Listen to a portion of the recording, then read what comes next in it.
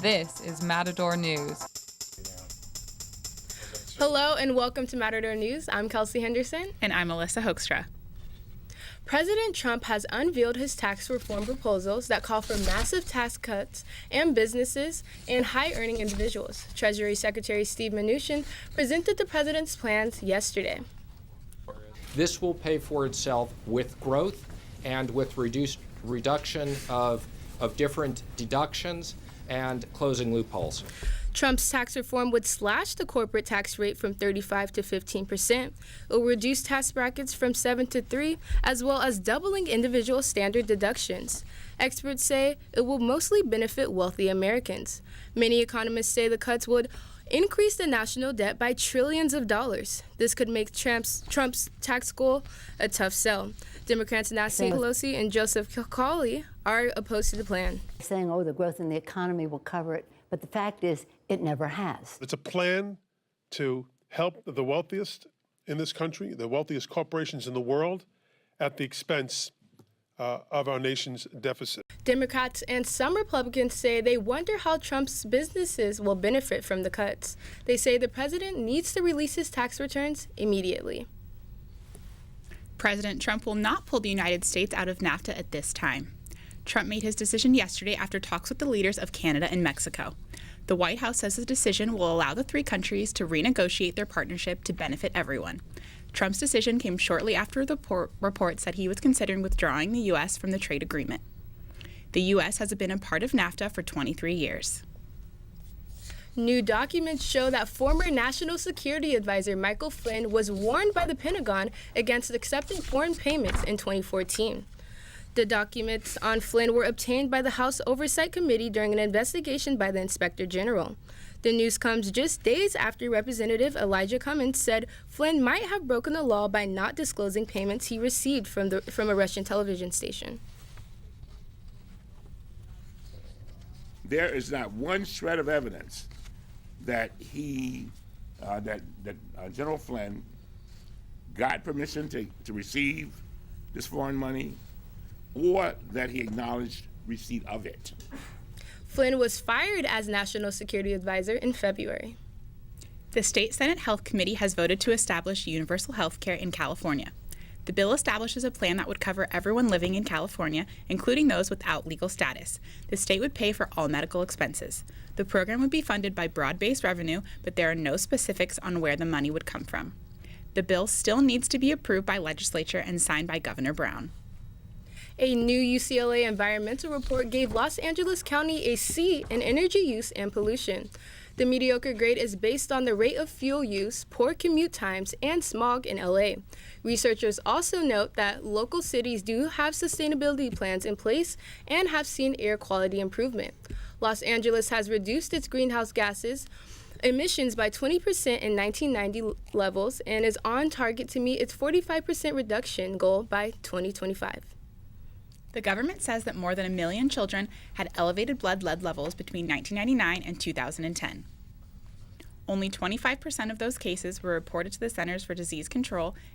Experts suggest that pediatric healthcare providers are not doing enough testing of lead levels in children. The CDC says the rate of lead poisoning undercounting is most severe in the western United States. Large-scale Los Angeles protests are being planned for May Day with expectation that it will be the biggest protest in the city's history. Many labor groups are spearheading the event, hoping anti-Trump resentment will boost this year's turnout. May Day traditionally was celebrated as the first day of summer, featuring dances, singing, festivals, and food. And in the late 19th century, May 1st became the International Workers' Day, but recently it became a popular day to celebrate immigration rights. This year marks the 25th anniversary of the 1992 LA riots, one of the worst race riots in American history. The violence erupted after 4 white police officers were acquitted in the beating of black motorist Rodney King. Longtime South LA resident says the tension between police and the community had been building for years. There will be an anniversary march this Saturday. Organizers say the march is to remind the city that there is still economic and social justice progress to be made. One person has been killed in a fiery multi-vehicle crash on the 101 freeway in Encino. The crash, involving a motorcycle and at least one other vehicle, happened early this morning on the westbound 101 near Havenhurst Avenue. The victim died at the scene. The person's age and gender are unknown at this time. Another person was transported to the hospital with unknown injuries, and a third victim was evaluated at the scene. All westbound lanes were closed for hours, but have since reopened. Firefighters have extinguished a massive fire in Westlake. The blaze erupted early this morning and burned a 4-story apartment building before spreading to another. Both structures were vacant and no injuries were reported. It took 160 firefighters about 90 minutes to knock down the blaze. 50 patients at a nearby hospital were evacuated. Syria is blaming Israel for alleged missile strikes near Damascus International Airport. Israel has not confirmed nor denied if it's responsible for the attack, but an Israeli minister says the attack sounds like Israel's attempt to stop the smuggling of weapons from Syria to Hezbollah in Lebanon. Syria has yet to say if anyone was killed or hurt during the blast. Civil unrest continues in Venezuela, and President Delcy Rodriguez has threatened to leave the Organization of American States in response. The OAS came into being in 1948. The organization's mission is to maintain order and peace throughout the Americas. Venezuela could be the first country ever to leave the Union after being one of its founders. Protesters have taken to the streets in last week's to voice their frustration with the government. There are plans of a major demonstration on May 1st. May 1st is International Workers' Day. Chinese authorities are banning parents from naming their children Islamic names in the predominantly Muslim region of Xinjiang. Among the 29 names banned are Muhammad, Jihad, Islam, and Islam. China also banned veils in public, which are mostly worn by the Muslim community. United Airlines is changing its policy in overbooking. The change comes after a passenger was dragged off of one of the planes. The new policy includes offering up to $10,000 to customers who volunteer to give up their seat on an overbooked flight. United has also stated it will reduce the amount of overbooking, especially on last flights of the day. And now let's go to Star Harvey with entertainment. Director Jonathan Demme died from cancer complications yesterday. Demme was best known for directing the Academy Award-winning film The Silence of the Lambs.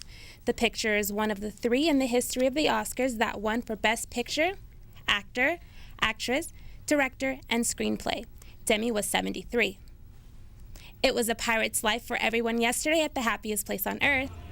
Actor Johnny Depp surprised unsuspecting writers on Pirates of the Caribbean when he posed as his character, Captain Jack Sparrow, inside of the ride. Depp was dressed head to toe as the iconic pirate as he repeated lines from the movies and interacted with people on the boat. The stunt may have been Disney's effort to build buzz for Depp's return in the franchise's 5th film. Pirates of the Caribbean 5 also features returning stars Orlando Bloom, Keira Knightley, and Geoffrey Rush. It opens in theaters on May 29th. Seth Rogen and Billy Eichner have signed on the voice Timon and Pumbaa in the live-action remake of The Lion King. Donald Glover has already been cast as Simba, while James Earl Jones will reprise his role as Mufasa. Beyoncé is also rumored to be playing the role of Nala. The Lion King is scheduled to open in 2020 alongside Frozen 2 and Indiana Jones. Netflix is releasing a half-hour series tomorrow entitled Dear White People. The series symbolizes a conversation about race. It is based on a film that was released 3 years ago. Some viewers found the film controversial because of the characters' roles. The series will focus on the African American college experience at a predominantly Caucasian Ivy League university. The episode will examine different perspectives and experiences. Caitlyn Jenner has made headlines while promoting her new book. Caitlyn wrote her ex-wife, Kris, knew about her gender issues way before the sex change happened. Kim Kardashian spoke on Ellen DeGeneres' show, claiming that Caitlyn wasn't completely truthful in her book, but did not elaborate. Bill Cosby has announced that he is completely blind. Cosby told the national newspaper publishers that he woke up one morning 2 years ago and told his wife Camille he couldn't see. Doctors told Cosby nothing could be done about his vision. The revelation comes a little over a month before his June sexual assault trial in Pennsylvania. And that's all for your entertainment for today. I'm Star Harvey. Alyssa, back to you. Crews standing at the base of a Northern California hillside ran to safety as rocks and dirt tumbled onto the 101 freeway. Run! Oh my God! Holy cow! Photographer Wendy Kornberg captured this dramatic video. 4 workers in safety gear can be seen running away as large rocks bounced onto the freeway. The slide happened last Sunday and shut down the freeway near Leggett, which is about 200 miles north of Sacramento. The highway will be closed until at least Friday as crews work to remove rocks and soil. The Department of Transportation says this area is prone to rock slides. A Taiwanese hiker was rescued after spending 47 days lost in the Himalayas. His girlfriend died 3 days earlier from malnutrition. They were found on a ledge beneath a waterfall. The couple was trapped by a snowstorm and lost their way. They slipped and fell over a waterfall where they got stuck. He is reported to be in good condition. The State Assembly Public Safety Committee has approved a bill for a pilot program designed to prevent prostitution. The committee voted 6-1 and created a 24-month pilot program in Los Angeles. Assemblyman Raul Bocanegra says it's an important step to protect neighborhoods from human trafficking. Bocanegra represents the 39th Assembly District in the northeastern San Fernando Valley, where street prostitution has been rampant. The bill now goes to the full Assembly. Customs and Border Protection officers at New York's JFK Airport captured 2 passengers who attempted to smuggle more than 10 kilos of cocaine into the U.S. The men had cocaine underneath their clothes and taped to their legs and their back. The 2 men traveled on the same flight from the Dominican Republic to New York. The cocaine has an estimated street value for nearly $400,000. The men face federal narcotic smuggling charges. And now let's go to Nathan Hoffman with sports. The NFL Draft begins today in New York and will continue into the weekend. Myles Garrett of Texas A&M and LSU running back Leonard Fournette are among those expected to be some of the earliest picks. The Cleveland Browns hold the top pick in the draft and reportedly already know whom they're going to pick. The Chargers hold the 7th overall pick, and the Rams do not have a first-round pick after trading it last season to the Titans to get quarterback Jared Goff. After 2 years of retirement, star running back Marshawn Lynch is coming back to the NFL, not as a Seahawk, but as a Raider. The Oakland Raiders acquired beast mode in a trade with Seattle. Both teams made an agreement of swapping late-round picks. Lynch and the Raiders had an agreement that would allow him to come out of retirement and play for his hometown team. The Boston Celtics defeated the Chicago Bulls 108-97 last night. The key, as always, for Boston, Isaiah Thomas, who had that 33-point game. I think it's safe to say that is Third quarter, Isaiah Thomas darts past 3 defenders to make this layup. Boston up 5. Late in the third, the Bulls answer back. Dwayne Wade makes an easy layup. Bulls up by 1. But the Celtics gain momentum as Al Horford hits this 3. 4 seconds left in the third. Jimmy Butler ends the quarter with this buzzer beater 3. Bulls up by 2. But with 2 minutes left, the Celtics will end the game with Al Horford's easy dunk. The Celtics now lead the series 3-2, and Game 6 is in Chicago Friday night. And we have a special guest in studio today, Jahmai Webster, a CSUN grad and an anchor for the New England Sports Network.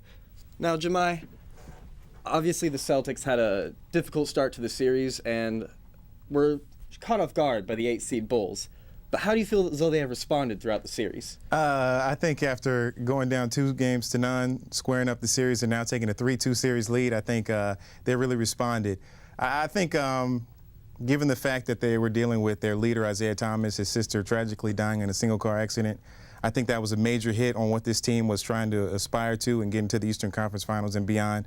So I think now they're level-headed. Isaiah's still putting up his production, and they've kind of galvanized around him and decided that they weren't going out by being a number 1 seed, losing to an 8. Now, obviously, you mentioned Isaiah Thomas. How do you feel as though he has evolved as a player dealing with what he's dealing with throughout the series? He's a Celtics little big man. He's their best player. All season he's been the best. He's up for MVP consideration. And the way he's bounced back from tragically losing his sister just shows what kind of player he is and the focus he has on basketball. And this team still has a singular goal, and their goal is to be Eastern Conference champions. Their goal is to get to the finals and beyond. And I think that IT is really helping them to get to that goal. All right. Well, thank you for joining us. Got it, man. Jahmai. We really appreciate it. The first African-born Major League Baseball player singled in his first at-bat for the Pittsburgh Pirates. Gift Nigope got off his first hit against Chicago Cubs ace John Lester last night.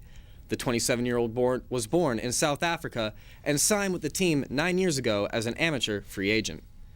The Dodgers are playing their final game of the series against the rival Giants this afternoon. The Giants have taken 2 out of the first 3 games. The Dodgers lost last night in extra innings 4-3. Both teams came into the season with high hopes, but have had disappointing starts. Round 2 of the Stanley Cup playoffs kicked off in Anaheim yesterday, and the Edmonton Oilers looked to spoil the Ducks' homecoming. First period ended scoreless, but that changed only 37 seconds into the second period. With the Ducks on a power play, Captain Ryan Getzlaf scores. Later in the second, Oilers have a 2-man advantage, and Mark Letestu sneaks past John Gibson to score on the rebound. Third period is where it got interesting, though. Oilers on a power play, and Letestu scores again. And moments later, Adam Larson will shoot and score yet again. Edmonton is now up 3-1, but that lead would not last long. Ducks down 3-2, and Jakob Silfverberg scores for the Ducks and ties it up.